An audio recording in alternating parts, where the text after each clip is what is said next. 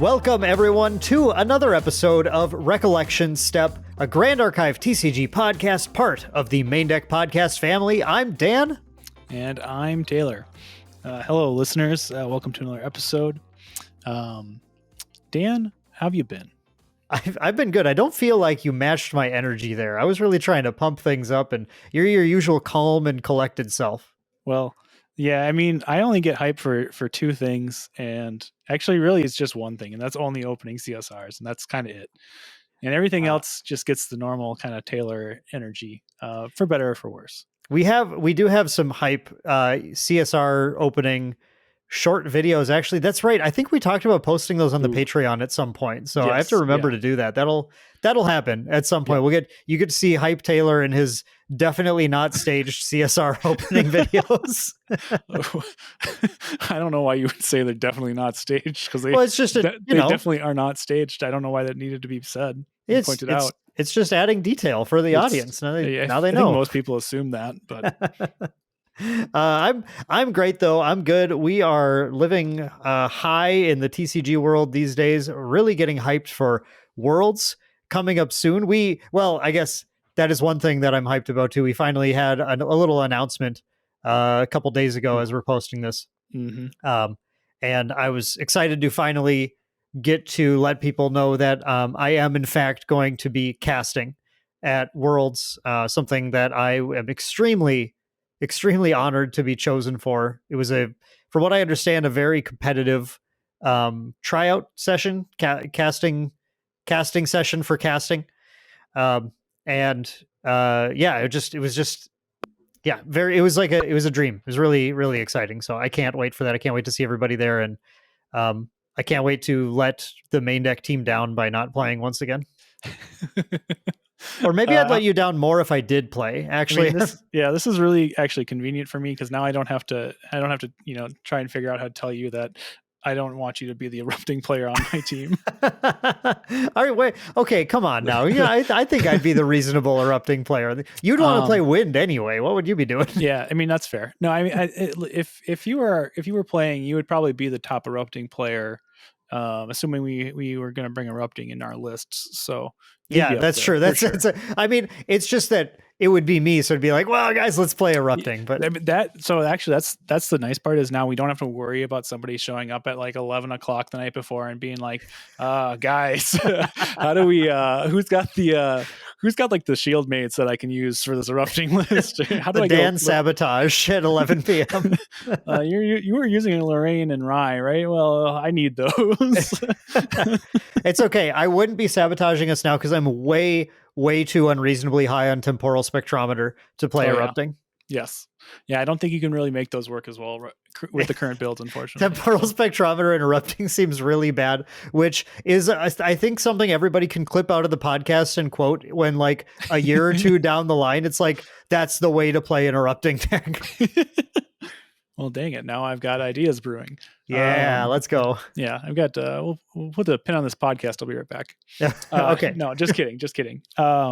You are going to be joined by 5 other very talented casters as well.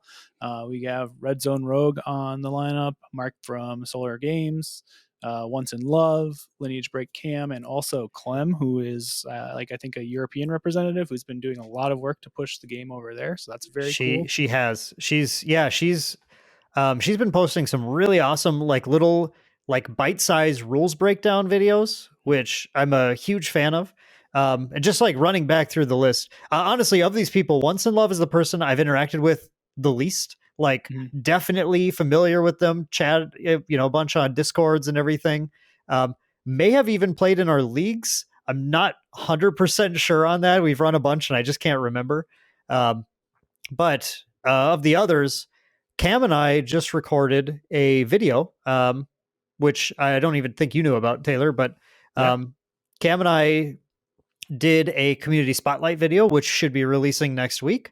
I think I think Tuesday or Wednesday next week. Tuesday or Wednesday next week, we should have that community spotlight video with Cam up. Really fun conversation. Cam's got a great background. He is an LGS manager, Webway Games, and he has a history in different anime weeb card games, and loves Arasana, and all of those topics come up throughout the conversation. So that's a fun chat.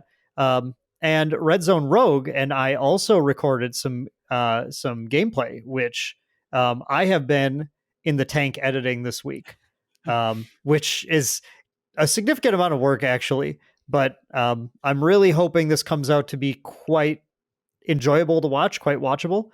And for this video in particular, I've had to clip out a lot. This is a one game, and I think it like the raw footage clocked in at like an hour and a half or something. And you're not going to treat us to that full hour and a half of just top tier gameplay?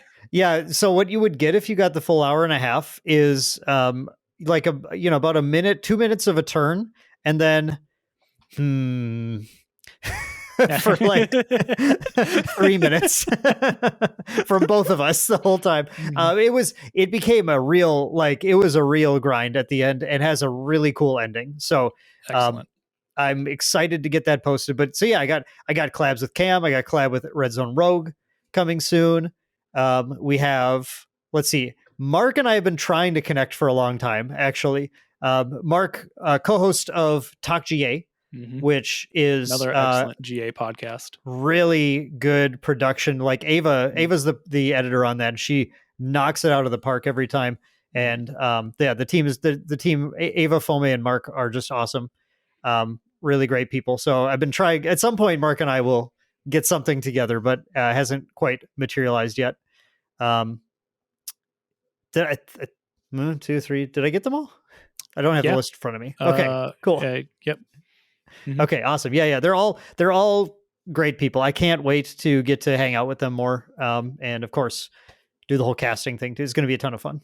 Yeah, I'm very excited to watch like the first day of that, and then hopefully I'll be busy for the next 2 days of it with Ascent. So yes. But yeah, it's very, very exciting all around. It's going to be a lot of fun, I think, in Vegas. Very much looking forward to that. Still about a month and a half out, unfortunately, but or I guess like a month and a week now. We're getting pretty close. It's actually getting surprisingly close here. Mm-hmm. Oh, yeah.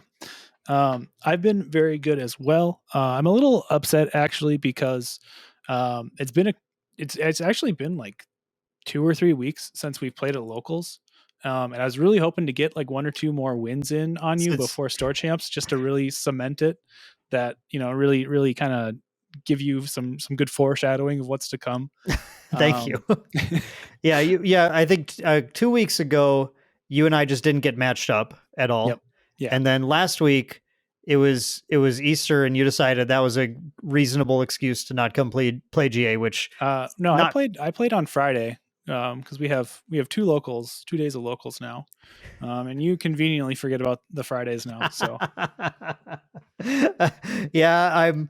That's true. Actually, I Friday is a night for my wife, typically, which is fair because generally at least 3 days of the week prior to that, if not, not uncommonly 4 and then 5 later on that week, Sunday. I am working on Maindeck the entire time. So, unfortunately I can't make it, but you're right. You got me there. I'll give you that one.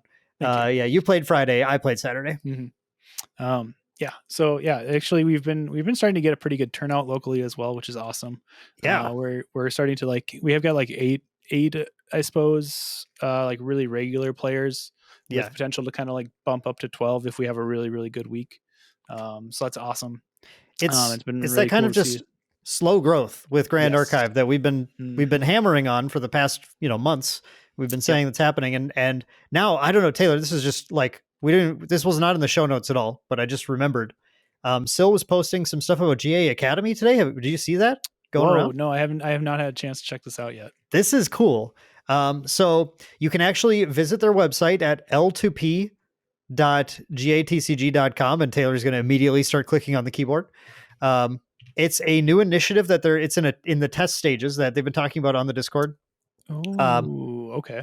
Where they have ads out in the local areas listed here to go to the site, and then it gets players into seats at an LGS, where they are then offered, provided by Weebs, demo and booster pack product to build decks with and just start playing immediately. And so far, they've been reporting some really good success in getting completely new players into LGSs using the system. It's very cool. I'm very excited about it. Yeah. No, that looks awesome. Yeah, they're going. They've got demo spots in NorCal and SoCal and Virginia currently. It looks like based on this cool website. Yeah, Which are I think probably some of the best spots to try and like pick up new players at the moment too. Just like it's a ton of people out there. it's like this is just a beta period basically, where they had representatives in California and Virginia that they just like had kind of take the reins, and we're just like giving it a try in those small areas and just seeing how it works. And then if everything looks good, I mean, I don't know, maybe they'll decide for some reason something needs to change or this isn't the system. But if this is working and they're liking it, then they're going to start expanding and getting other stores on board and everything. So that's another great little initiative. This is the kind of thing I've been saying. Like Grand Archive is just needing this advertisement, this outreach, and just initiatives to get people to get in and try the game, because when a lot of people try the game, they go, "Oh wait, this game's actually really good." Yep. I really appreciate how they're like trying to like advertise it here too. I know like things like Facebook advertisements or just like kind of random advertisements in on the internet, like through Google or whatever, I think are like kind of effective, but I agree. Like you really want to have people sit down and try the game out to really get a feel for it, to understand like, oh, this is actually a really good card game. Because it just, there's like, especially people who are like kind of just like hanging out in an LGS, or like maybe they go in to buy like a board game or something else instead, right? People who aren't like normally into the TCG scene, because like a lot of those people have gotten scooped up already by other games. I know like locally we've got a lot of Digimon players, a lot of One Piece players that I am trying to convert to Grand Archive, but it's just kind of difficult because that IP has such a like huge hold. So if you can kind of get people who are outside of that realm, there's like a lot of untapped potential there, I think. The IP is a unbreakable wall sometimes. Yes. But yeah, I mean, like you mentioned ads, like general ads, just to like be like, hey, here's a card game, check out the website. You're right, that doesn't do anything, which is why, as far as I understand, for this system, once they get a store on board and they get them the product they need and everything, they set up a date, then they're doing specifically targeted ads in that area, where the ad, instead of just being like, look at the game, is like, if you come to the LGS on this date, you are going to get free stuff. And that's a much more effective call to action, I think. Oh yeah, 100%. And something that I'm just always sound like a broken record on this podcast, but I don't see other card games doing like that. That hands-on, that directly involved with the LGS and being like, we are going to get people to your store for this event. Yeah, I mean, imagine Bandai trying to do something like that, right? Like it just wouldn't happen. Well, for the Bandai, there's no reason to, because they can't ever stock product for for One Piece. Like what's the point of trying to get more players in? They sell out every set anyway. Too true. Anyway, let's bring this back around to national or to Worlds while we're kind of still somewhat on the topic. We also got the well, I shouldn't say we got the representatives for each region have been chosen through the corresponding nationals tournament. So we have the full roster now for the World Championships, the first ever Grand Archive World Championships, which is just a 16-person, very prestigious tournament. I'm not sure what the format is currently. I think it's is it one or 2 days of Swiss, followed by like a single elimination for the other remaining days. That is a great question that I don't remember the answer to. However, I think they're still actually, I think they have that locked down, but they're deciding on things regarding deck lists and everything still. So I was just seeing if I had the answer here quickly, but I don't know if I do. Yeah. And there's 16 very qualified players in this. You know what? I will, at the risk of just butchering some of these names and the pronunciation, I'll go through the list quickly anyway, because they all these players really deserve the recognition. They did, they fought through a lot of competition at these tournaments. So yeah, we'll start with from the U.S. Nationals. It was Christian Tom, Matt Garcia, Eason Chen, Taj Hook. I'm not sure if I pronounced that right. Sorry. Ryan Marino, Steve Greger, Kevin Schwarzentruber, Sean Zhang. And then from the SEA Nationals, we had Jason May, also known as Limelight, from one of the moderators of the Discord, the GA Discord. Po An Wang, Po Yu Lin, and then Cheok Hin Elik Chan. Again, I apologize if I butchered. I think you're doing great. I believe in you, Taylor. Excellent. I think this is awesome. And then we got Oceania, we got Glenn Williams, Manny Gardwell, Aaron Ng, and Wilson Yip. So first of all, congratulations to those 16 players and winning that spot. I'm very jealous. I think that tournament would be so much fun to play in. I think all these participants are going to have just a fantastic time competing. Just going to be such a competitive tournament too. Actually, so as we've been getting closer and I've been thinking about it more and chatting a little bit with some of the world's qualified people as well. I'm this sounds like, I wish I were there, of course. Like, I'm not going to say I wouldn't want to be there, but I can feel already the stress mounting in my body, just like thinking about what if I had to be making decisions right now and practicing for this event. And I'm really glad that they hopefully, well, I guess I hope they really enjoy this experience, because it sounds extremely anxiety inducing to me as well, to be just like in that 16 player event, really tight event. Deck list choices, I can't even imagine. They're just absurd. Mm-hmm. I asked, this is a question you're going to see a lot of my community spotlights. We're going to do a few more before Worlds, hopefully. But I ask everyone, with the knowledge that Matt G is the premier erupting player and probably the player most likely to bring erupting, when the potential to be the only player to bring erupting, do you slot Nullifying Lantern in your main board, sideboard, or neither? Ooh. And that's been that so far. Cam answers that question on the community spotlight episode next week, and it's a good answer. It's an interesting answer, but it's Taylor. What's your answer to that question? That's so. Okay, so I actually I don't think I would, and the reason is because I think the deck I would want to bring, which is the Wind Lorraine starter deck, as we are so lovingly calling it, that TCG did so well with at U.S. Nationals. No, you just mean off the shelf, right? Yeah, off the shelf. Yeah, just you pick that up and you're good to go. That's good for Worlds. Yeah, that's it. That's all you really need. You add in a Grand Crusaders ring because obviously you might have a foil one hanging out. You want to bling out that a little bit, but no, that deck has a pretty decent matchup into erupting anyway. So I would sideboard Lantern. I would not really mainboard it. Like, you still want it in that matchup, but there's so many other good material deck cards that have so much utility into other matchups that you probably want to play first. The way I like to break this down that's kind of interesting to think about is, if you're going to any tournament whatsoever, not even this one, and there was a deck that was roughly 1/16 of the meta, would you mainboard tech for it? But at the same time, like, when 1/16 of the meta is only one player and he has a, just as well as the rest of them, a decent shot of being the thing standing in your way to becoming the world champion, you might regret not slotting it. I think a lot of it has to do with the power of the card you're slotting in as well.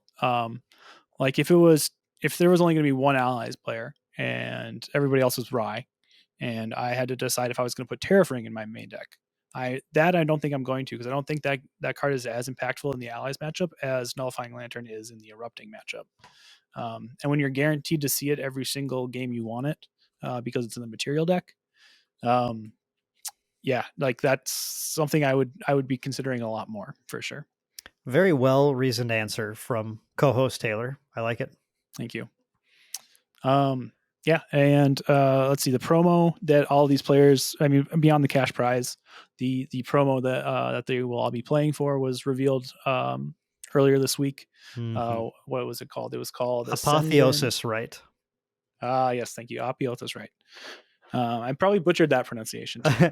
Apotheosis, right? Yeah, I have it right in front of me here. Apotheosis, right? Is now this is such a fun card. It's a 0 cost regalia item warrior ring with divine relic and banish Apotheosis, right? Your champion becomes an ascendant in addition to its other types. Draw a card. Wait a second. What? Hold on. That's just Grand Crusader's ring, Dan. Yeah, it's Grand Crusader's ring, but it's better. It gives you a type that doesn't matter. It's even better for a different reason, and that's because it's a CPR, and you cannot get a CPR Grand Crusader's ring. That is the true reason there. Okay, so yeah, like in case people haven't caught this is basically it's a cheeky GCR promo print, CPR print, but it's way cooler than that because it's a divine relic. You can't run it and Grand Crusader's ring at the same time. I think you could, in theory, sideboard Grand Crusader's ring and pull this and swap them if you wanted to. I don't imagine that has any tangible benefit other than the situation where your opponent Nia's Apotheosis, right? And you're like, I got you. I put the Grand Crusader's ring in instead.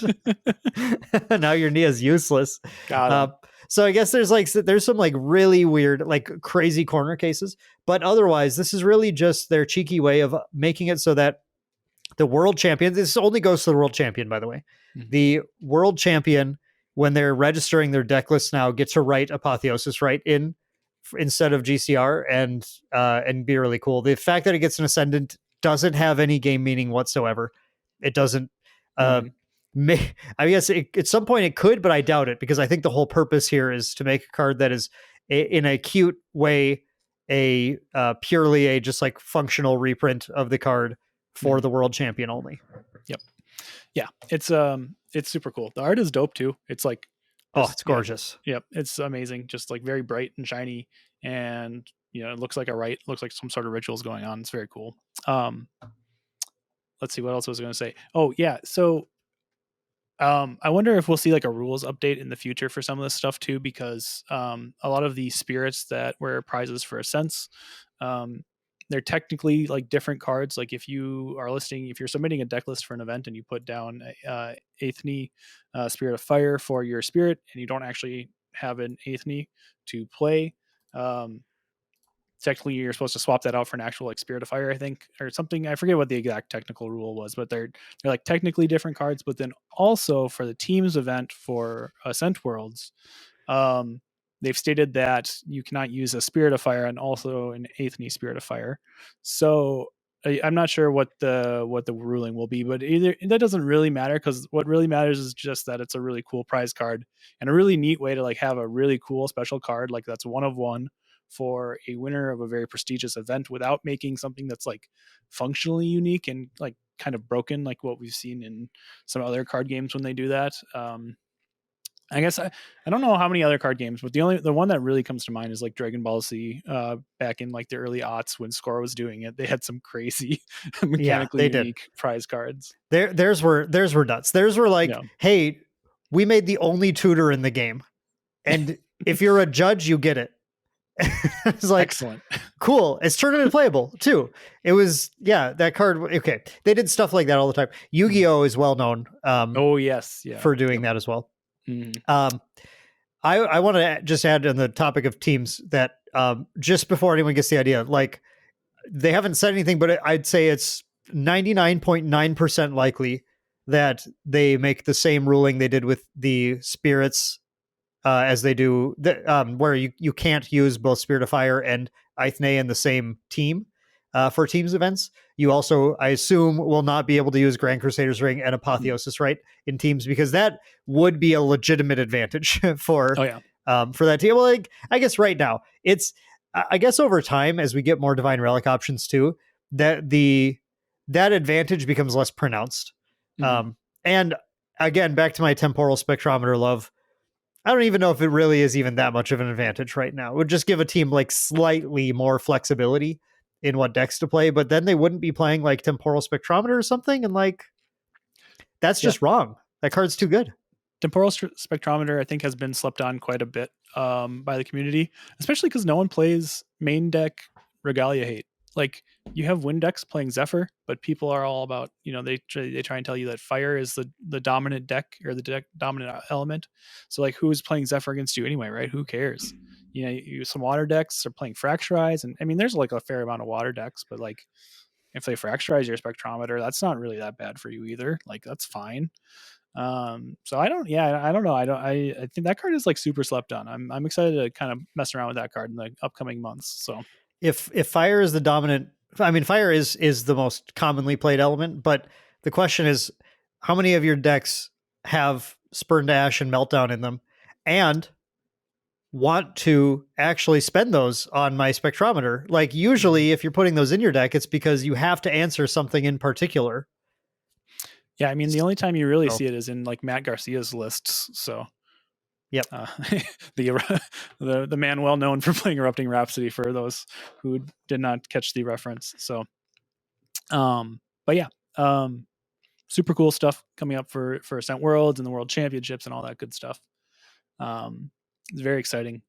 We're kind of meandering a little bit, so appreciate you going on this journey with us, listeners. But before we get into our main topic, we're also going to talk about kind of a cheeky little April Fool's joke that Weeps was playing here. Yes. So there was an April 1st banned and restricted announcement, which was expected. It was announced with the last one. And everybody was expecting no changes, and all of a sudden you open the article up and the first thing you see is Riley Arcane's site, which is a level 3 arcane champion with some crazy effects where it's a Ryle lineage, and whenever you would activate an arcane element spell card, you may epically chant, "The power hidden within my left eye calls upon thee." And if your opponent cringes, you get to put a level counter on Riley. Oh yeah, I would get so many level counters. This would be sick. I would give so many level counters. I would. I already, don't enjoy playing against Rye, and it would just be so much worse after that. Thank you for the levels. I appreciate it.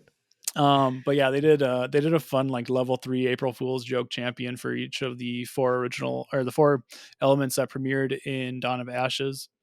And they're all gender bent as well, which is fun. So you've got Riley, you have Sylvester Beast Builder. Sylvester. Sylvester, thank you. Yeah.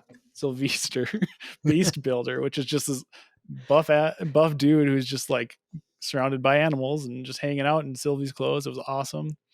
He has a really cool effect where you put a buff on him for each animal and or beast ally you control on enter.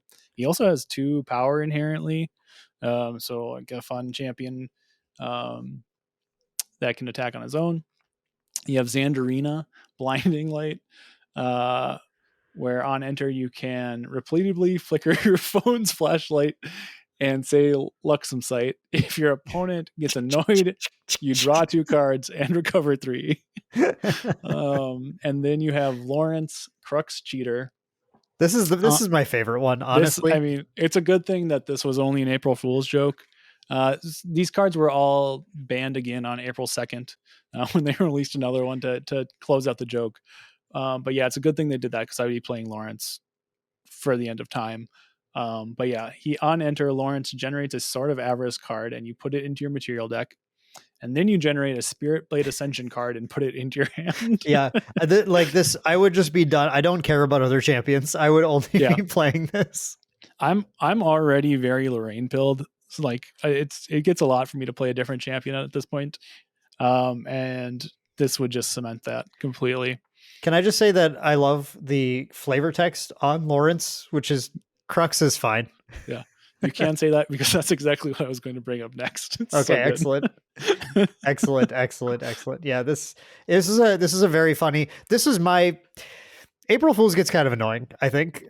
Sometimes I don't know. I get it's fun in some ways. I like some companies how they celebrate April Fools.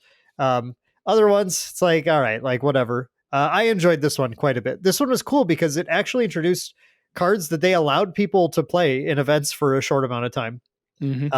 And you can still play them casually if you want to. If you want to have like a fun, like everyone gets to play the April Fool's Champion non-sanctioned event at some point, like you can do that. Yep. And they're cool. Yep. They're fun. Yeah, we had a local who was very much excited about trying some of these out, and unfortunately, with our events on Friday and Saturday, we did not have a chance to display these cards before they were banned. Yeah, but maybe we'll just have a fun little event one of these weeks where you build something broken around these champions and have a bunch of fun. But yeah, I mean, this was such a fun way to just take advantage of like proxy assault and the system they've got set up there to introduce these new cards directly into the metagame without a set release. Do you think they, you know how they hand out proxy assault cards at tournaments? Oh, Dan, do you think? No, don't give me hope, Dan. maybe there'll be a surprise at Worlds where. Oh my gosh. That'd be cool. I would love that so much. I would be so stoked. I would have a Lawrence deck just ready anytime anyone wanted to jam games with it. Yes, 100%. Like, you want to play some cheaty Grand Archive? Let's go. I'm ready. But yeah, I mean, that's about it for that too. There were no other changes to the ban list, which was, I think, pretty expected. The format's in a really good place. Like if you go you can go to Luxera's map and you can look at the results for the other two nationals that we haven't really gone into yet, the SEA and Oceanian nationals. Those metagames look great, very healthy. More fire, I think, actually than in the US and North America, but still a very reasonable amount. And there's a lot of different, like even within fire, there's a lot of variety. Kind of everything is represented as far as what you would expect. There's Luxem, there's Agrozander, there's Diana, there's Lorraine and Merlin. So like there's just a lot of cool decks even within fire, and then of course there's a lot of wind and water decks as well. So we're just, the metagame's in just such a good spot right now, and there's not really any problem cards. So was not really expecting any changes from the ban list either. Yeah, agreed.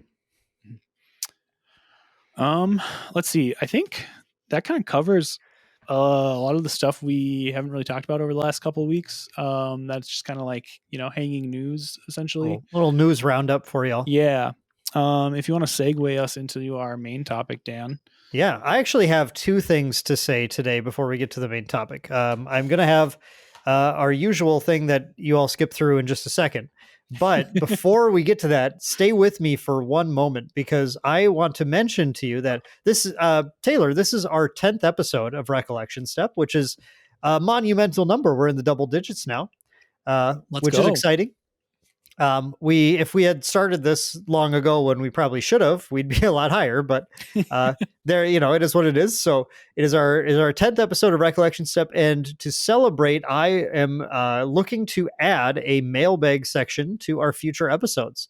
I've been posting about this a little bit, but I wanted to get our regular listeners out there to hear that what we would love to have from you guys. If you have any questions, anything you want opinions on, anything you just think it would be interesting to hear us discuss for 5-ish minutes or so, 5 to 10 minutes, if it's a really good topic on the show, please, you can leave a comment down below and just put in your comment if you're on YouTube, put in your comment, hashtag, actually, that's a long one. Let's go hashtag. Well, Recollection Step's a long name. I was like, some of our other ones are shorter. We're going to do hashtag Rec Step mailbag. Or just do hashtag mailbag is fine too. I don't know why I have to put all those extra things. Just put hashtag mailbag. And I'm making this way too complicated. Put hashtag mailbag in your comment. And the reason I have you do that is it lets me know that you don't want me to just pop in and answer the question on YouTube. because I do respond to our comments a lot of the time. So if you put hashtag mailbag in your comment, then I'll toss that in the mailbag. And then in future episodes, we'll be answering questions and talking about topics that people suggest. It can be basically anything, any opinions, any questions, any speculation, whatever you want us to talk about. We don't know anything about future sets or anything though. So like, don't ask like, what's set 5? Like, I don't know. It's not a helpful thing to ask. Yeah, if you have anything like that though, go ahead, leave it in the comments below, or you can always send an email to maindeckgames@gmail.com if you'd prefer to ask that way with subject line. There you have to do subject line Recollection Step mailbag. But we have more room there because it's subject line. Dan, I actually have a hashtag mailbag right now. Why is this called the Recollection Step when the major parts of a turn in Grand Archive are phases? I was waiting for someone to ask that question. Do you want the real answer, or do you want the like BS answer that I came up with thinking about? I want the BS one. Yeah. Okay. No, I think we all know the real answer. It's fine. The BS answer, which is definitely the real answer, is that Recollection Step. First of all, it comes off the tongue a little bit easier. I feel like I like Rec Step. It feels like it flows a little better. It is still a common parlance for people to use, even if it's not the official term for it. And I wanted it to feel like we were taking steps together in recollecting rather than we were just going through a phase of recollecting. Does that make sense? Yeah, I mean, steps feels much more like a journey, whereas like a phase kind of feels like, our relationship's about to fall out. So yeah, right. I get that. And then the real answer is that I did not think it through at all, and I already commissioned the logo. But no, let's go with the first one. The first one's way better. The first one's much better. Yep. So yeah, it's I realized it before the first episode released, but after it was recorded, and I was like, I'm just gonna roll with it. Yeah. No, I agree. I think Recollection Step's more fun. So. Okay, cool. Yeah, it's fine. It's everyone who's here. It's just it can be our little inside joke. We can all enjoy it together. That's fine. Speaking of everyone who's here, the other thing I have to mention, and the part that you usually skip through, is if you do enjoy listening to Recollection Step or pretending it's called Recollection Phase while you listen to it, or our other podcasts on the Main Deck podcast family, such as Galactic Ambition or Fleeting Thoughts. If you enjoy all that stuff, or just Main Deck in general, you want to support us, there's a couple easy ways you can do that without spending anything extra. You can, number one, just go like, comment, subscribe, chat with us, share the videos with your friends. You can join the Discord. You can just do all this stuff with Main Deck. That's always really helpful. Follow me on Twitter. Taylor's not on Twitter. You can't follow him there. You can do all that, and that's always super, super helpful, but especially the engagement with the episodes. And if you want to help us monetarily, but you don't want to become a patron or something, when you're doing your shopping for your Grand Archive cards, maybe you want to go buy some like $75 Carters or whatever they're at right now. Maybe you do. And if you do, you can, instead of just going to tcgplayer.com, you can go to bit.ly/shoptcgs. So that's bit.ly/shoptcgs. I think Taylor's looking at the price right now. And I'm making sure bit.ly/shoptcgs isn't dead. It's not dead. It's fine. I'm kidding. I am looking up the price. You can go to that link. That brings you to TCG Player, but through our affiliate portal, which then gives us a little kickback off of whatever you buy with no extra cost to you. And we really appreciate everyone who supports us in every way possible. So thank you all so much for your support. Taylor, how much is Carter right now? The lowest is $89.99. There are 4 listed at that price. I would just wait to see if there's some more listed in the near future. Like after Worlds, when there's a million ALK boxes getting cracked. Yes. I mean, that's just my opinion. If you really want them right now, I'm not going to say don't buy them, because like Carter's a good card too. So I wonder how much of that is people planning to play Fire Ranger in their, Fire or Water Ranger, actually, potentially Water too. Mm-hmm. In their trios lists, their team lists for the Worlds. I imagine it's a lot. I think a lot of people too are very Ranger build right now. And so, I mean, there's just been a ton of Carter sales on TCG Player. Like everything, like it's not like it was a buyout or anything like that, or people are like trying to artificially raise the price. Like this is very organic, where Yeah. this is just a really highly sought after card. I think just to play with even at locals. Makes me want to crack more elk boxes. Oh, no kidding, right? Like there's quite a few different elk staples that are really trending up at the moment. So good time to crack some packs for sure. The wait, I just thought of this. I have to say this too. Say it. I did not think about this until just now, but the impact that Teams has on the market is really fascinating.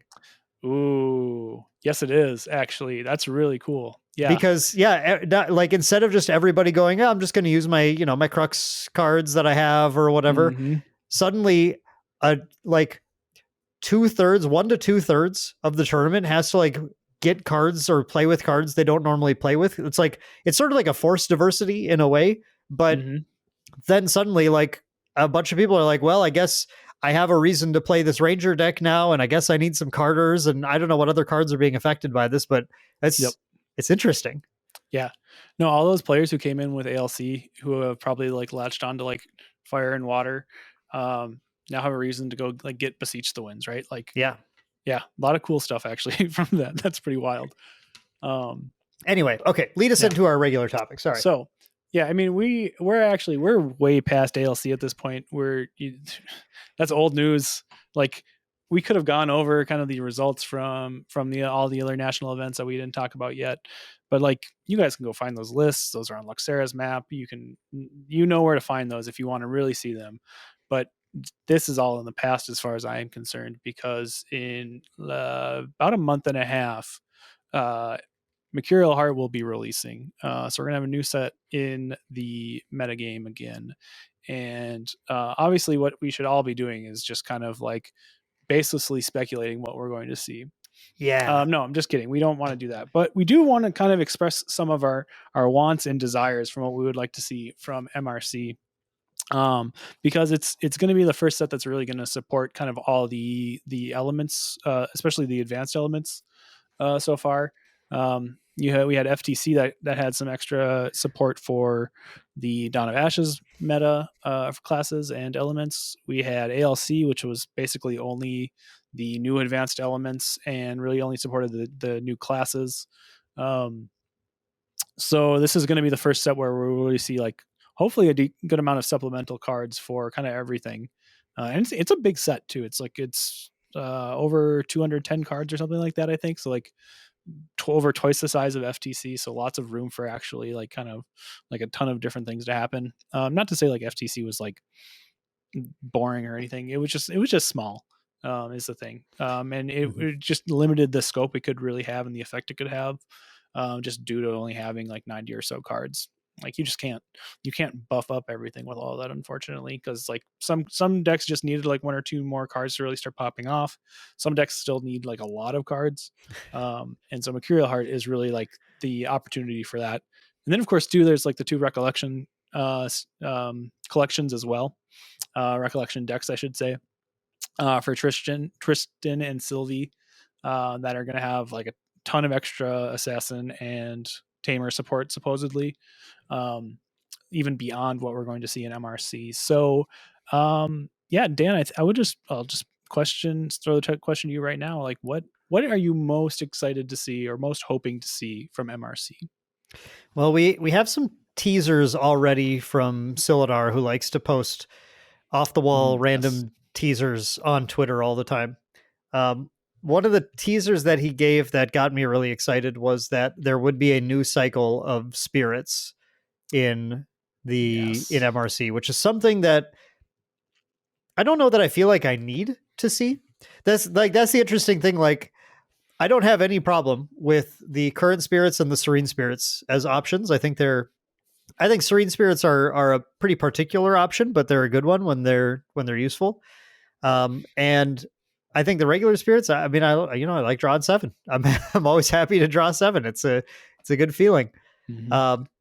But I'm mostly just curious and excited about just seeing another set of them and how those, because spirits I think can have such a massive impact on how the game plays out and what decks can exist. I mean, I think it's hard to even broach the subject without idle speculation, but like I can imagine situations where there's effects on these spirits that can take decks from not really being playable to being quite playable, depending on how they impact your starting hand and your card choice. And like we saw with the Serene Spirits, they had the ability to sack to gain 5 life, where they shut off that element for you, but then then restore 5, recover 5, which can be really, as when you play against that Luxem deck and they pop it, and you're like, you have so much health.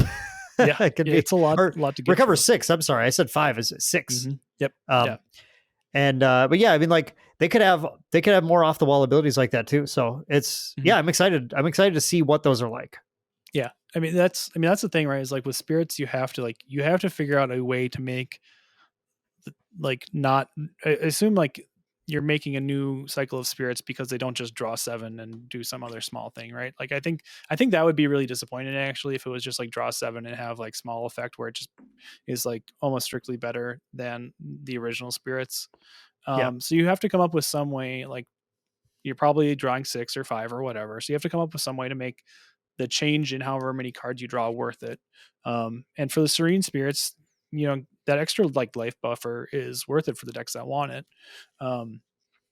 Like it makes that choice make a lot of sense.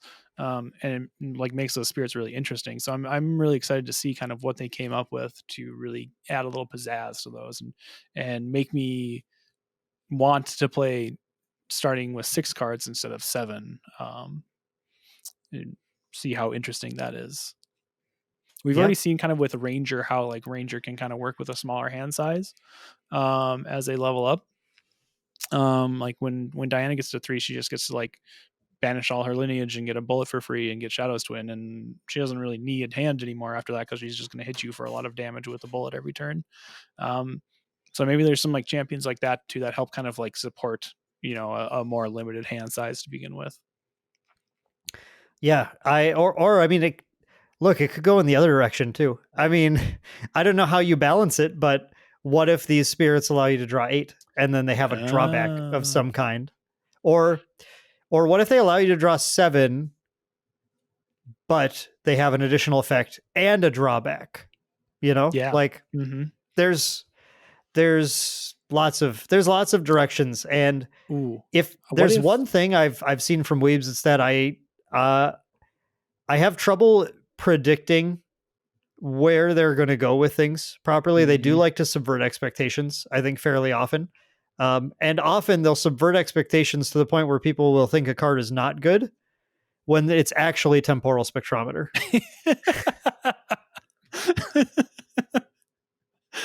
This is just my new thing, guys. I'm sorry. Yeah. It's the new thing. It's how it's going to be now.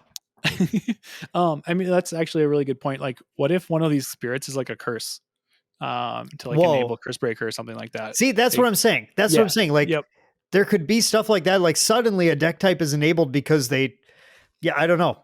Yeah. What if it's cool? Like, okay, this is probably busted. I'm just going to throw it out there. But what if it's like a draw 4 spirit, but it's like a Crux spirit?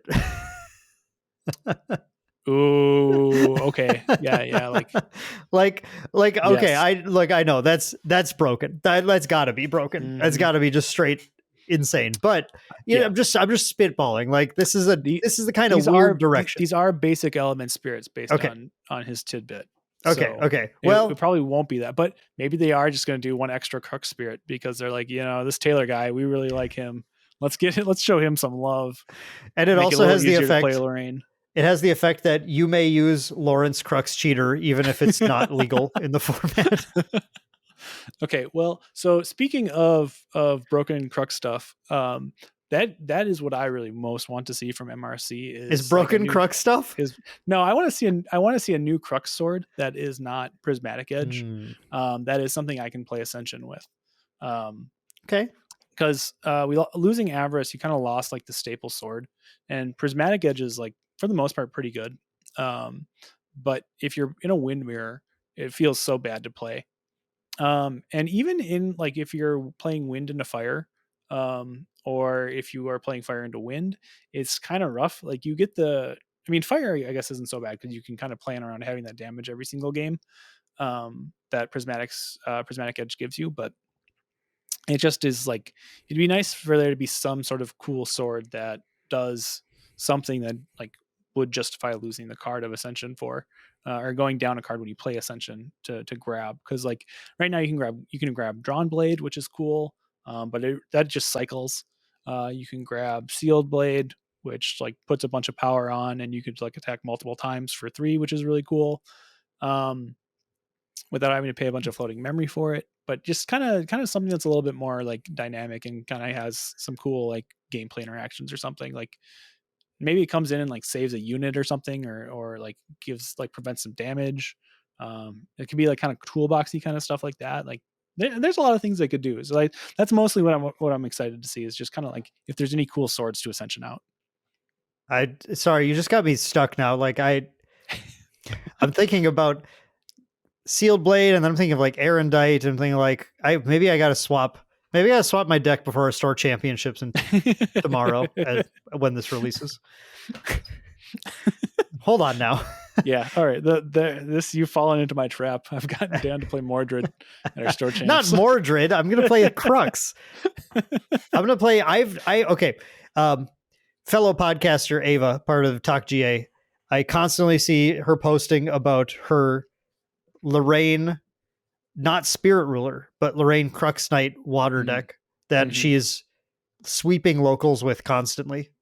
And I'm like, I don't know what she's doing, but I have to find out. And now I'm like, maybe this is the direction, because when you add on Crux Knight's damage buff and you're ascensioning these swords, and I don't know, finding a way to untap using Spirit's Blessing or something, maybe to untap Lorraine. Okay. I mean, Spirit's Blessing is actually really cool in Crux Knight, just because like you just get some really huge damage swings. There was a deck I saw. We're getting off topic, but I want to talk about definitely off topic because I love Crux so much. But it was Crux Knight and Infusion and Spirit's Blessing. Within Soul. Within Soul too. Yeah. So in Soul. It might have been actually Spirit Ruler that was playing as. I forget which one. But anyway, so when Soul comes out, how does this work? You get to you attack with Lorraine, and then you can Spirit's Blessing a sword back. Or no, you don't even care about that part. You attack with Lorraine with one of your ensouled swords, and then you infusion one of the other swords that has not attacked yet, and that sword has the on champion hit. So when that sword attacks and hits a champion, you get to draw cards when just the sword attacks without Lorraine. Okay. It was just cool. I love that. I mean, like, that's cute. Yeah, sure. No, it's dope. It's very cool. all right. That's all. Okay, sorry. Big tangent. Anyway, so what Taylor wants to see is a new Crux sword. Yes. Mm-hmm. Yeah. Yep. Yeah. Yep. I think that'd be sick. Yeah, very much so. I know people are tired of Crux, but I love it so much. Yeah, I love Crux. I'm sorry everybody for maybe I'm becoming enemy of the state here, but I need this is really all it is. You know what? Crux cards are pretty and they're fun. So exactly. Yes. Yep. I'm on board. Mm-hmm. I would love to see some more Neos options. So Neos, the currently Guardian's advanced element. Neos has some really good cards, some really strong attacks, some really wonky, interesting cards that people haven't really quite figured out how to use yet. And then it's got Jimmy Lee's busted combos, which is awesome.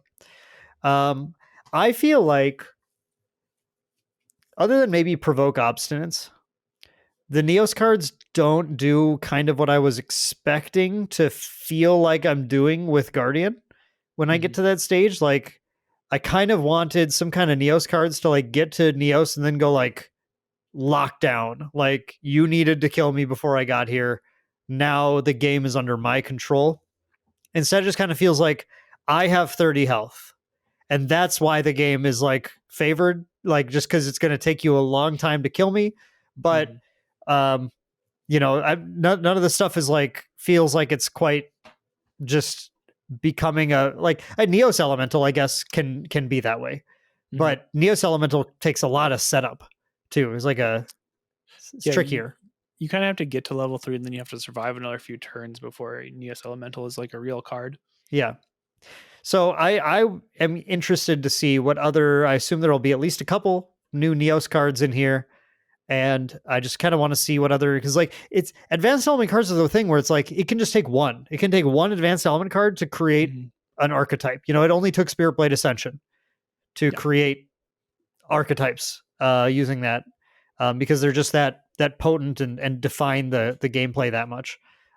So I want to see what else is in store for Neos, because I really love Guardian. I really enjoy Guardian a lot, and I want more interesting decks to play with. Yes. Yeah, I agree. I think that would be very cool. A lot of those Neos cards, like it seems like they should be there already. Especially like, cause we've like Tony's had so much time in the sun already. Like he's done very well. He's got some really cool ally builds. He's got his level 3 water builds. He's got Jimmy Lee's awesome domain Tony list. It feels weird to want more from Tony at this point, but I mean, Neos really, I think Neos, it like especially just feels like an element that can kind of hang out for a few turns and like should be able to like develop this board presence that we really haven't seen yet. So yeah, I'd really like to kind of see that pop off a little bit more too. I think if you're okay wanting more from Crux, I'm okay wanting more from Neos for sure. Yeah, 100%. Yeah, I'm not gonna listen. We all get to want whatever we want with MRC. That's the beauty of it. So, just throw your wishes out there and, see what comes true. I think also one thing I don't know if I really, well, one thing I'd like to kind of see them expand on is Arcane as well. I know like Rye was kind of like a terror in the early Dawn of Ashes metagame, especially with Reckless Conversion, like just you got to level 3 and then you just pop off and take up a 15-minute turn and eventually win. Since Reckless Conversion was banned, and even like slightly before that, he was just kind of falling out of favor of the metagame. Arcane just kind of like has that really cool mage fantasy to it, but it doesn't really live long enough to kind of fill it out, unfortunately. So I think it's close. I think it's a deck that's right on the edge of being back to top cutting regularly. And it's like every tournament, it's like a win or two away, like or a loss or two away, however you want to put it, from getting there. So I can see just like a little bit. I think it should be a viable deck. Actually, shout out to our local Dustin who beat me with Rye last week. It was close. It was really close, but he just got there. And Wind Rye has been seeing a resurgence, right? So like, he's starting to come back. But yeah, if there's just some cool arcane cards where he gets to like just play, or even not even arcane, just like mage class cards. Right? I think I would like to see some non-arcane ones. I think the arcane pool feels like it's got everything you need already. Yep. Yes. And if we see new arcane cards, I actually want them to see something enabling a different mage archetype. I think that's I don't know how to design that, but thankfully that's not my job. So I would love to see, I think that'd be an interesting way to take arcane. Whereas instead, I'd like to see some mid-game mage cards that do a little bit of protection and a little bit of development. Because right now it's like your deck is your arcane cards and then a bunch of cards that are like, I don't take damage this turn. And then a bunch of cards that like draw cards. And I think it just needs to be able to swap some of those protection cards for something that's like, this offers enough protection and also advances your game in some tangible way. Yeah. Some cards that like would let you like exile other cards from your hand or memory for effects would be really cool. I was just thinking that like let's say it's a card that's like banish a card from memory and draw a card and prevent damage equal to the from the next source, prevent damage equal to the cost of the banished card or something. Banish card at random from your memory, even, I don't know, whatever, like something like that. That's just like, okay, we're going to like cycle cards a little bit. We're going to get a card banished out of this. We're going to then do some prevention that turn, like that. I mean, And in particular, I'd like to see some water. Maybe that would be a water mage Mm. card actually, but Yeah, like that would be really cool. I think water mage is the one that has the least effectiveness right now. Having tried to play it myself at one point, it's just Mhm. like it's a real awkward deck. And frankly, water cleric feels more playable than water mage, and that's. I mean, I I don't think it's know. I'm gonna call BS on that one. no, Actually, I think that's I a stand. don't- I stand by that actually. I stand by that because water cleric has conjure downpour, which is that style of card. It does that Yeah. kind of stuff, and that actually is like against certain matchups, it's like really really good. Yes, that's true. Yeah, I think like just even like something that like messes with enlightened counters too, like that might get a little. Actually, no, I take that back. Not things that mess with enlightened counters, but just like cool effects in water that are like you want to actively copy. I think would be better because right now the only thing you really want to copy is like Arcane Blast. Like some Mana Weaver support would be dope. Yeah. Like just like if there's just maybe even like an Innervate Knowledge effect, like well actually no, not Innervate Knowledge, but just like a draw. If there's a draw too that they can make expensive enough that you can copy with Mana Weaver, that is a fun way to enable that, I think, or just something along those lines. What if they make an arcane mill card? Oh, okay. Yeah, I mean, like water mage could be like the mill archetype, right? Yeah. And actually like make mill good. That could be a lot of fun. Hold on. This is not maybe this is an MRC speculation because I don't think it's time for this yet. But at some point, I am excited to see cards that have an advanced and a basic element, dual element cards. So you that have to are have both elements enabled in order to play it. Yeah, okay. so that you could have your like arcane water card and it's like really good, but obviously it's only playable in arcane water. Mm-hmm. That's interesting. I think it's super limiting, but it would let you have some very cool effects, and that would be broken in other areas without like actually breaking the game. Yeah, that it was probably like too early in the game for it. I agree. But that that might not be anything we see for years, but like that's a really cool idea. It'd be fun. Mm-hmm. Let's see, Dan. What's next on your MRC wish list here? I'm gonna go ahead and throw out what a lot of people are thinking, especially Lineage Break Cam. Looking for clerics little boost up, and maybe it's because we're all dumb. I put this out there too. I put this energy out there that like I don't know that we figured out cleric yet. I don't know that enough of the top minds have tried. Some have. I'm certainly not discounting the people. There are people out there who grind cleric, but I don't know if enough of the collective power has been put forth towards figuring out if there's a deck there that is actually reasonable. But because we're all dumb, maybe like a couple of cards to just kind of, lead us on the correct path to an effective cleric deck. I think honestly, it's probably one of my biggest wants out of MRC is to see cleric become a menace of not tier 0, but like a deck where like, I actually have to prepare to play against cleric. You want what you want, Dan, is you want a new level 3 Astra champion whose name is Merlin Automaton Slayer. Oh, wait. Well, okay, hang on. Yes. But also, no. That's not what I meant. But would I take that? Yeah. I mean, and let's see. So at the beginning of your recollection phase, Merlin Automaton Slayer gets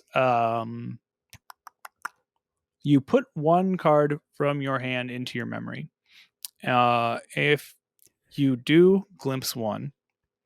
If you have an even number of cards in your memory, then if you have an even number of cards in your memory, glimpse 2. But so this you potentially get 2 instances of glimpse going on.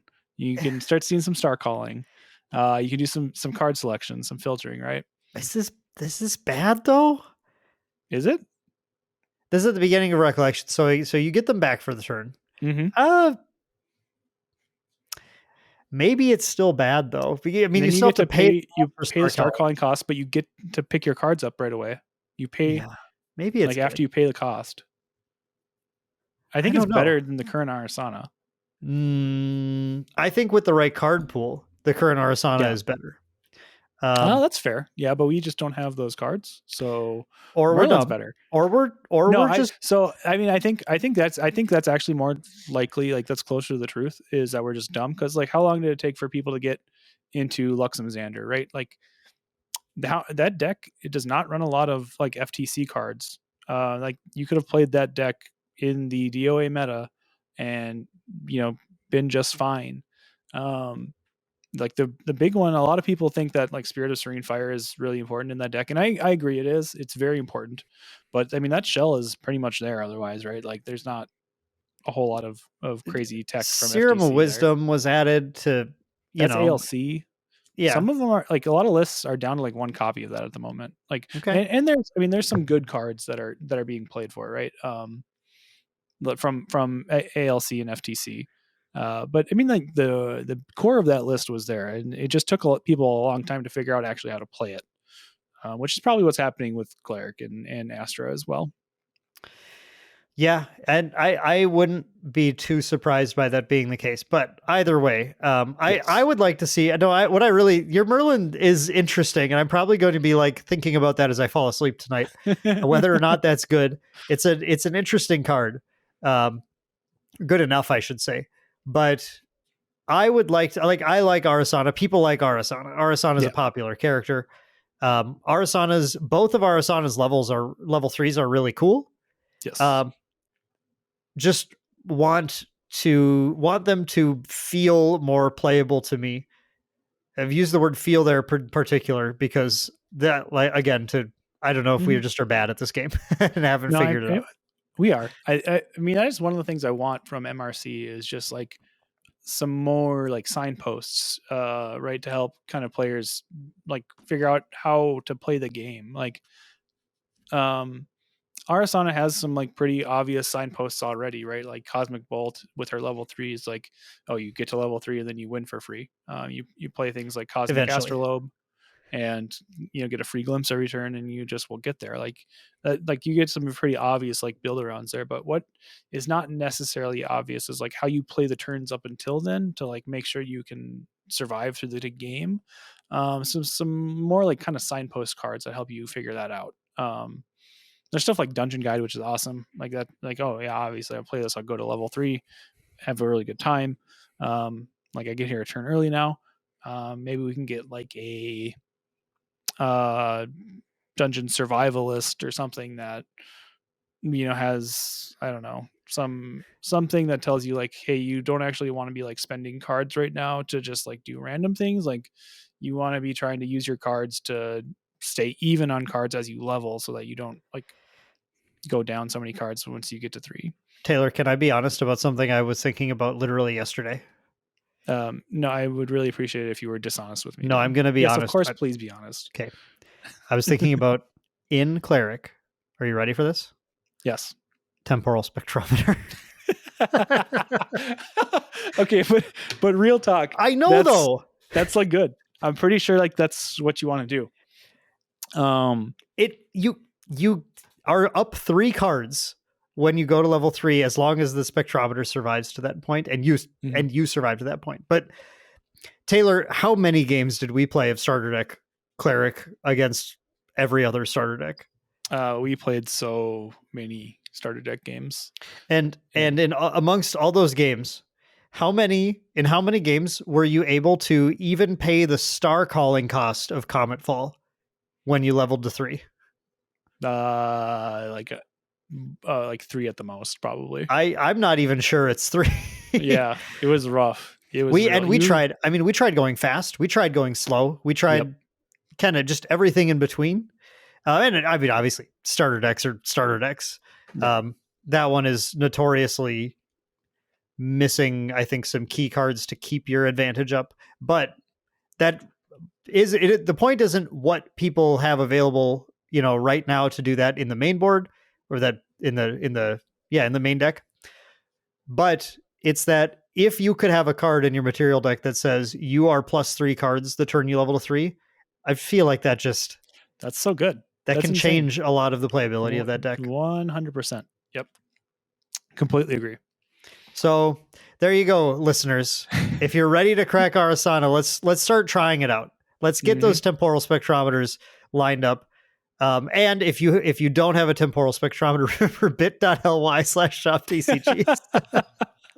I'm sorry. It came to mind. I had to say it. No, it's beautiful. That's really what you need to be doing to get your empire off the ground here. Oh my God.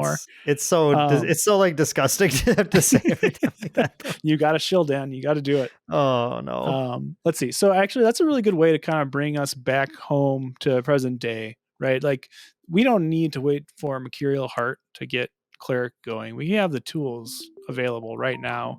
We just got to like kind of dig a little bit more and put the time in to figure out what they are. And as much as excited as I am for MRC and the next set, mostly just the set itself, not the Recollection decks. Sorry, Sylvie, Tristan fans. I hope you guys have a very good time with them. I'll be playing with my new Crux toys. Yeah, I'm excited. I've got new Crux toys. So yeah. But anyway, we have a lot of ALC toys still to play with for the next next month or so, and it's going to be a lot of fun. We've got our store championships this weekend. I'm looking to just dominate. Hopefully, cross my fingers. Unfortunately, there's some other good players in the area, so that might not happen. There's we have a really good selection of good players in this area for how small it is. It's pretty wild. We have some strong. It's very players. Very exciting, actually. Yep. I am looking to not lose to you. However, given my track record, it's not extremely likely. It's so weird. I mentioned this. I think it was in one of our Discords or whatever. I cracked back at you at one point, but I can never beat you at locals, but then you can never outperform me at major events. Yep. And I don't know why. I don't know why either. Thankfully, I don't have to worry about that for Worlds. Yep. So I appreciate that. Thank you for taking one for the team. That was all for you, Taylor. You're welcome.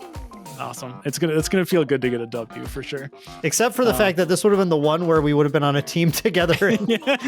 So this is not the one where you want me to be leaving you behind. I feel like it's okay. All cursed at this point. We have plenty of other good players on the main deck competitive team, so we're gonna have some good teams in there, I think. Yep, it's gonna be a lot of fun. But yeah, anyway, so we got our store champs. We're gonna have a good time there. We've got just a lot of weeks of playing locals and doing cool ALC stuff. So we'll see you in another 2 weeks. Next Friday from now for another episode of the Recollection Step podcast. Until then, may your wishes about MRC come true, and may you have a really good time figuring out how to make Cleric work. Until then, enjoy your temporal spectrometers. Yes. bit.ly/shop TCGs. Okay. That's enough of that. That's enough shilling. All right. Thank you very much. Thank you very much. Jesus. Okay. You're nailing it. I'm rambling at this point, so I'm just going to say goodbye. Wow. Okay. Bye, everyone.